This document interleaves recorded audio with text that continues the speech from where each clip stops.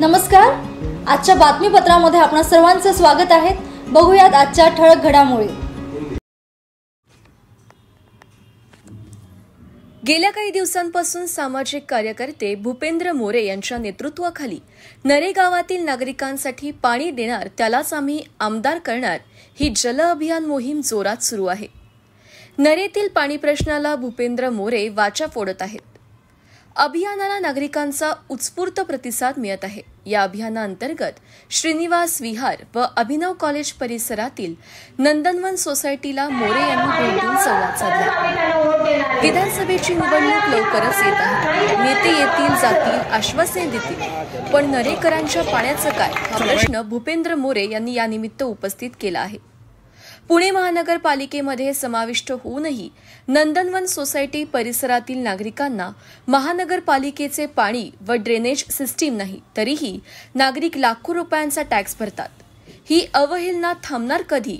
यासाठी आपण सर्वजण एकत्रित येऊन हा लढा उभारून पाणी प्रश्न सोडवण्याचा प्रयत्न करूया, भूपेंद्र मोरे यांनी व्यक्त केले। अभियानाला तुम्ही पाहताय आता की प्रतिसाद चांगला आहे, लोकांची चांगला विषय आहे, जिव्हाळ्याचा प्रश्न आहे, अनेक वर्ष ऐरणीवर असणारा प्रश्न आहे। इथं लोक साधारण जवळपास सर्व मध्यमवर्गीय विभागातली राहतात। एक 25-30 हजार रुपये पगार असणारे लोक या भागामध्ये घरं घेतात। साधारणतः 10, 12, 15 हजार रुपये घराचा हप्ता असतो। याच्यावरती 1000-1200 रुपये मेंटेनन्सचा खर्च, कचरा उचलण्यासाठी वेगळे पैसे द्यायचे आणि या उपर प्रत्येक सोसायट्यांमध्ये या भागातल्या पाण्याच्या टँकरसाठी वेगळं बजेट ठरवलं जातं। आता हे बजेट ठरवत असताना की प्रत्येकाच्या घरामध्ये मेडिकल असेल किंवा काही असेल, काही इश्यूज येतात, तर त्यावेळेस घरामध्ये थोडीशी आर्थिक चणचण राहते। 2-2, 3-3 महिने जर पैसे मेंटेनन्सचे इमारतीमध्ये जमा नाही झाले तर या इमारतीमध्ये वाद चालू होतात। त्या घराला वाईट टाकलं जातं, त्या महिलेशी कोणी बोलत नाही, त्या पुरुषाबरोबर वागणं सगळ्या लोकांची इतरांची बदलून जाते। काही वेळा अशा घटना घडलेल्या आहेत की ह्या सगळे जे वाद आहेत ते पोलीस स्टेशनपर्यंत पोहोचतात। म्हणजे प्रशासनाचा आणि इथं असणाऱ्या स्थानिक पुढाऱ्यांचा नाकर्तेपणा आणि भोगतो सर्वसामान्य माणूस। तर आज आता या क्षणाला राजकीय अस्ताव्यस्त सगळी परिस्थिती आहे। प्रत्येक उमेदवाराला ही 100% खात्री आहे की पैशाच्या जोरावरती आपण कशाही पद्धतीने या विधानसभेला निवडणूक लढवू आणि जिंकून सुद्धा येऊ। तर प्रत्येकजण जर वैयक्तिक स्वतःचा फायदा पाहतोय तर आम्ही सर्वात जास्त मालमत्ता कर रूपी कर देणारे महानगरपालिका जवळपास आम्ही 43 कोटी रुपये पैसे देतो। एवढ्या मोठे पैसे देणारे आम्ही लोक मग आमच्या प्रश्नांसाठी आम्ही का भांडू नये आणि का मागू नये? मतांचे पैसे देण्यापेक्षा येणाऱ्या प्रत्येक उमेदवाराला आपल्या चॅनलच्या माध्यमातून मी आवाहन करतो की आम्हाला पाणी द्या। इतर सर्व प्रश्न आहेत ते स्थानिक लेवलवरती आम्ही कसेही मिटवू, परंतु पाण्याचा प्रश्न आमचा हा खूप महत्त्वाचा आहे, घन आहे, तो मिटवा। पलीकडं असणारं धायरीगाव इथे 24 तास पाणी आहे। आमच्या गावाच्या पलीकडं असणारं आंबेगाव हे 24 तास पाणी आहे आणि या 2 गावांच्या मध्ये असणारं नरेगाव इथं मात्र 1 तास पाणी, तेही 2 दिवसातनं एकदा। 1.5-2 लाख रुपयाच्या वरती एका इमारतीचं आज बजेट आहे फक्त पाण्याचे टँकर विकत घेण्यासाठी। हे इतक्या मोठ्या अडचणींना तोंड द्यावं लागतंय। कचऱ्याची समस्या आहे, रस्त्याची समस्या आहे, ट्रॅफिकचे विषय आहेत, अपघाताचे विषय आहेत, ड्रेनेजच्या समस्या आहेत, अनेक समस्या आहेत। पण प्रत्येक समस्या आम्ही इथं पाडा वाचवायला बसलेलो नाही। या सगळ्या समस्यांचं केंद्रस्थान आम्ही पाणी ठेवलंय आणि जो आम्हाला पाणी देणार त्यालाच आम्ही आमदार करणार हे दृढ निश्चय घेऊन आम्ही पुढे जातोय। नंदनवन सिटी राहणार आणि आम्हाला पाणी आणि ड्रेनेज लाईन पाहिजे। किती वर्ष आणि रस्ता आम्ही आता 10 वर्ष झालं। 10 वर्षामध्ये काही तर प्रगती काहीच नाही आणि आली तर नाहीच। आम्ही स्वतःनीच ही करतोय कष्टानेच आणि रस्ता पण नाही, रस्त्याची पण वरड आहे जरा जरा।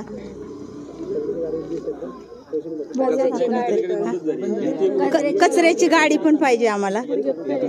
कचऱ्याची गाडी पण एक दिवस येते एक दिवस येत नाही आणि आता तर यायचीच बंद झाली आहे। पण ते पैसे पण घेतात। लाईटीचा पण प्रॉब्लेम आहे, लाईट आमच्या इथं 3-3, 4-4 दिवस नसते। रस्ते, पाणी हे मेन प्रॉब्लेम आहे। पाणी हा महत्त्वाचा प्रॉब्लेम आणि ड्रेनेज लाईन पण केली पाहिजे। पोर आमची इथं खेळतात, सगळी घाणी, सगळं रस्ते बिस्ते त्यांनी सगळे व्यवस्थित हे झालं पाहिजे। जे कोणी येईन त्यांनी पहिलं पाण्याचं ही समस्या पूर्ण केली पाहिजे की आम्हाला पाण्याचा त्रास नको आहे।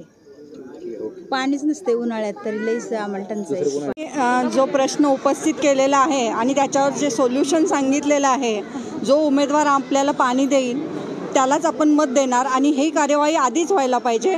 म्हणजे प्रत्येकजण येतो आणि आश्वासन देतो की आम्ही निवडून आल्यानंतर करू, पण आता ह्यावेळेला हे चालणार नाही.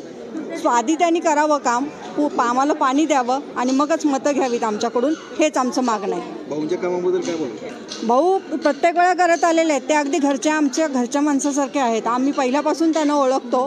जवळजवळ म्हणजे वर्षानुवर्षे त्यांची ही कामं चालू आहेत. ड्रेनेज लाईनचं काम असू दे किंवा पाण्याचं काम असू दे, त्यांनी स्वतःला त्रास होत असताना सुद्धा पाण्याची लाईन देणं किंवा ड्रेनेज लाईनची कामं करणं, कारण ड्रेनेज लाईनचा मोठा प्रश्न त्यांनी सोडवलेला आहे.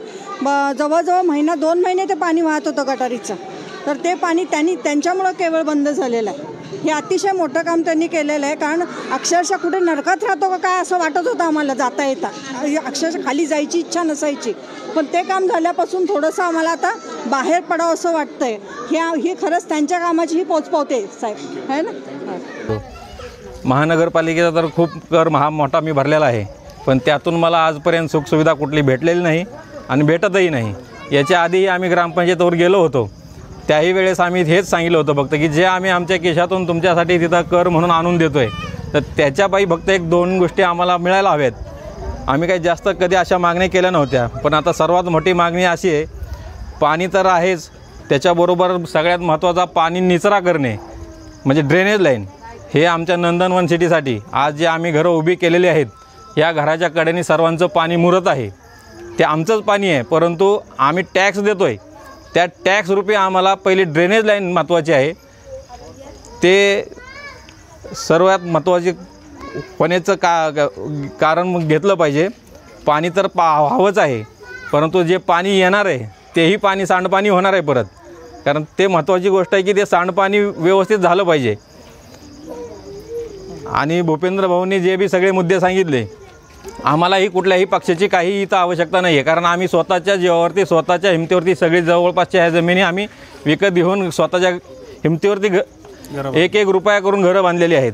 आणि त्याच्यातून आता नवीन महानगरपालिकेचे नियम अटी काय आहेत, इथल्या लोकांना इतक्या त्रासदायक आहेत की म्हणजे गुंठे विषय तर राहिलंच, पण लाखो रुपयांची मागणी केली जाते, टॉर्चर केलं जातं लोकांना, तुम्ही नोंद केली नाही तुमची. या पण बऱ्याचशा आमच्या इथल्या लोकांना समस्या आहेत, परंतु काही गोष्टी लोक पुढे येऊन बोलत नाहीत. जो तो आपापल्या मार्गाने कसा तरी इकडून तिकडून काहीतरी खिशात घालून त्यांच्या काम करून घ्यायचा प्रयत्न करतो. तर या गोष्टी खूप त्रासदायक व्हायला लागलेल्या आहेत. त्याही आमच्या इथल्या नंदनवन सिटीवासियांमार्फत मी सांगतो आहे. आणि भूपेंद्र भाऊंचं मी पुन्हा एकदा अभिनंदन करतो की त्यांनी आमच्यावरती स्वतःहून परत एकदा लक्ष देण्याचा प्रयत्न केलेला आहे. आणि सर्वजण त्यांचा जो हेतू आहे तो सर्वजण पुढे नेण्याचा प्रयत्न करतील. प्रत्येक नंदनवन सिटीवासी हा माझ्यासारखाच सेम आहे. मी आता इथं बोलतो म्हणून मीच फक्त हे मेन किंवा महत्त्वाचा नाही आहे. जे माझ्यासारखा माणूस भरतो तसे माझ्यापेक्षा किती लहान असेल किंवा मोठा असेल त्याचा आम्ही इथं कधीच हे करून घेतलेला नाही आहे. एवढंच माझं म्हणणं आहे. सुशेला शिवाजी कोळी, नंदनवन सिटी राहणार. आणि आम्हाला पाणी आणि ड्रेनेज लाईन पाहिजे. किती वर्ष आणि रस्ता आम्ही आता 10 वर्ष झालं. 10 वर्षामध्ये काय इथं प्रगती आहे? काहीच नाही आणि आली तर नाहीच. आम्ही स्वतःनीच ही करतोय कष्टानेच. आणि रस्ता पण नाही, रस्त्याची पण वरड आहे जरा जरा.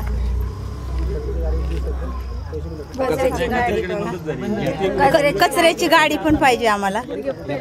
कचऱ्याची गाडी पण एक दिवस येते एक दिवस येत नाही आणि आता तर यायचीच बंद झाली आहे. पण ते पैसे पण घेतात. लाईटीचा पण प्रॉब्लेम आहे. लाईट आमच्या इथं 3-3, 4-4 दिवस नसते. रस्ते पाणी हे मेन प्रॉब्लेम आहे. पाणी हा महत्त्वाचा प्रॉब्लेम. आणि ड्रेनेज लाईन पण केली पाहिजे. पोर आमची इथं खेतं सगळी घाणी सगळं रस्ते बिस्ते त्यांनी सगळे व्यवस्थित हे झालं पाहिजे. जे कोणी येईन त्यांनी पहिलं पाण्याचं ही समस्या पूर्ण केली पाहिजे की ही आम्हाला पाण्याचा त्रास नको आहे. पाणीच नसते उन्हाळ्यात तरी लईच आम्हाला टंचाई पाण्याची. कांताबाई रघुनाथ गीते, नंदवन सिटी. गरिबीतून घरं बांधले, इतकं घरं बांधले गरिबीतून की सांगायची सोय नाही. कर्ज उचलू त्यांना टॅक्स द्यायचा 80,000 रुपये. कशाची सोय नाही. टॅक्स कशाचं मागते. सांगा टॅक्स कशाचं मागतात, कशाची सोय करावं मग तरी मागावं की तंग करून टाकतात टॅक्साला नसा याज लागल म्हणतात त्याला. एवढीच माझी अपेक्षा आहे. मग ग्रामपंचायत बरी होती का कॉर्पोरेशन बरे आहे? ग्रामपंचायत बरी आहे ना बरी आहे की. तो विषय म्हणा. तुमच्याकडे भूपेंद्र मोरे साहेब आले, त्यांनी तुमचं प्रबोधन केलंय, तर तुम्हाला काय वाटतं, त्यांच्याकडून तुम्हाला काय अपेक्षा आहे येत्या निवडणुकीत? त्यांनी सांगितलेलं आम्हाला सगळं मान्य आहे. हो सगळं मान्य आहे. असं कोणी नाही ना एकदम असा येणारा सांगणारा असा कोणीच नाही. येतो तात्पुरता भेटतो, अंगठा घेजेस्तो मतदान करजेस्तो झाड, पण त्याची ओळख नाही. आता विधानसभेला काय करणार तुम्ही आता निवडणूक? जे आमचे काम करन त्याला आम्ही वोट देऊ. जे नाही करत असं आहे असंच राहू. तसंच राहतो. मग काय. पण नरे परिसरामध्ये जे नरे भागाचं शेवटचं टोक म्हणू तिथं असणारी ही नंदनवन सोसायटी आहे. ही साधारणतः एक 12-15 वर्षापूर्वी इथं खाजगी प्लॉट पाडून हे प्लॉट विक्रीस केले. सर्वसामान्य घरातले नोकरदार पेशातले शेतकरी कुटुंबातले रिक्षाचालक टेम्पो चालक अशा लोकांनी जे पै पैसा जमवला त्याच्यातनं हे प्लॉट खरेदी केले. त्याच्यावरती स्वतःचं छप्पर आपल्या डोक्यावर राहील ह्या अपेक्षेने आणि ह्या स्वप्नातनं इथं घरं बांधली. आज इथं घरं बांधली गेली, स्वतःचं घर झालं, त्याचा आनंद साजरा करता करता 5-7 वर्षातच समजायला लागलं की आपण भारतातच राहत नाही आहोत. इथं आजही अशी परिस्थिती आहे की 23 गावं 34 गावं महानगरपालिका अखत्यारीमध्ये घ्यायची, अगदी हडपसर पुणे महानगरपालिकेपासून सेपरेट करण्यापर्यंत विचार चालला आहे का आता आवाका उरकत नाही. परंतु इथं असणाऱ्या मूलभूत प्रश्नांकडे शासन प्रशासन याचं पूर्णपणे दुर्लक्ष आहे.